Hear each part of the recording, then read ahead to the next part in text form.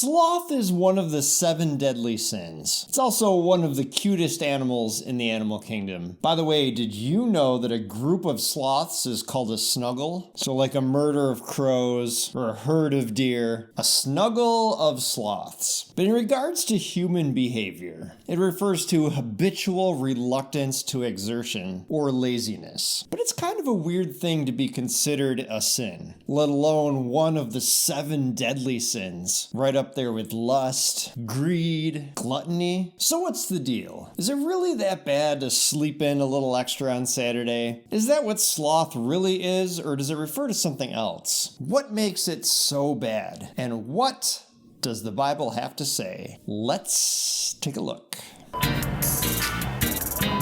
Attention, bargain shoppers.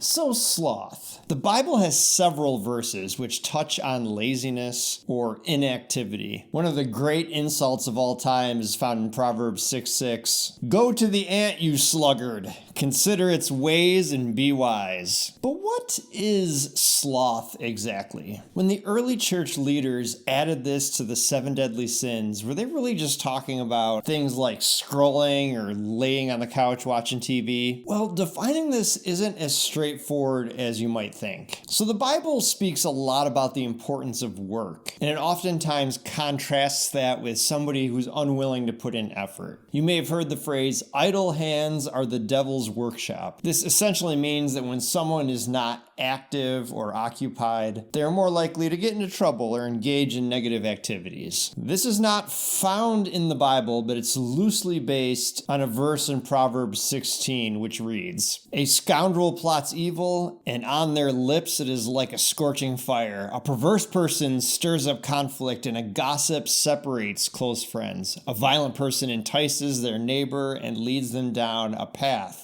that is not good. So this verse isn't really addressing idleness, but there are several verses that do, specifically in the book of Proverbs. And a lot of these verses touch on work, especially as it relates to wealth or provision. If we look at Proverbs 14:23, we're told, in all toil there is profit, but mere talk tends only to poverty. So when it comes to verses like this, it's important to take them as they are. The book of Proverbs is found in a section of the Bible that's referred to as wisdom literature. This is truth. It's a truism, but it's not a law or a command. And it's not even universally true. For example, this verse that we looked at says, in all toil there is profit. And in a lot of toil, there is profit. Even if you're not making actual money, you might learn something from the experience, or it could just be a good workout. But of course, we can all imagine a scenario where there is toil and no profit whatsoever. But the main idea here is that talk is cheap, and actions create results. So talk is cheap. But is it a sin? If you choose not to work, you may not have an income. But is that really sloth? And the answer to that is no.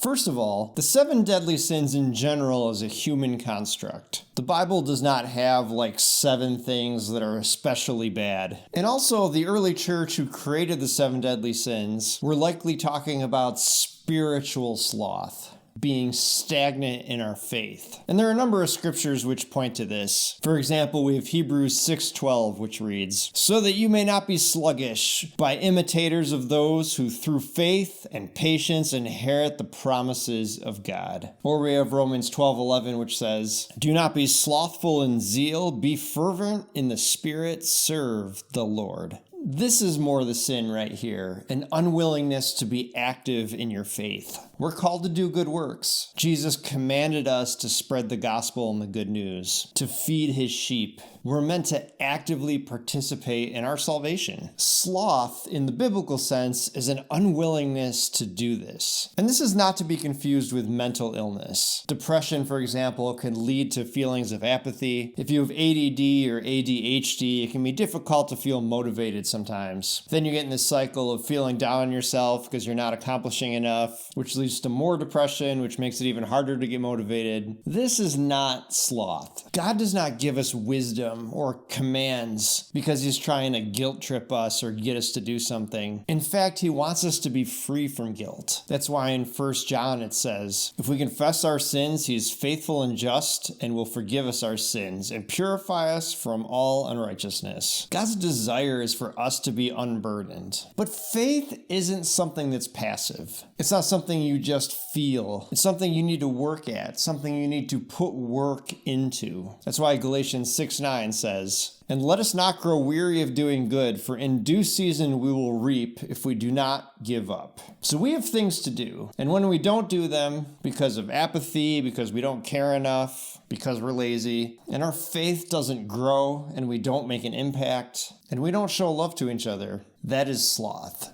And that is perhaps one of the most deadly sins. So there you have it. I'd love to know your thoughts. Please feel free to leave a comment down below. Also, I'd love it if you could like or subscribe. It does help out the channel. I'll leave the verses used today in the description. My name is Adam. This is Bargain Bin Theology. And remember, you get what you pay for.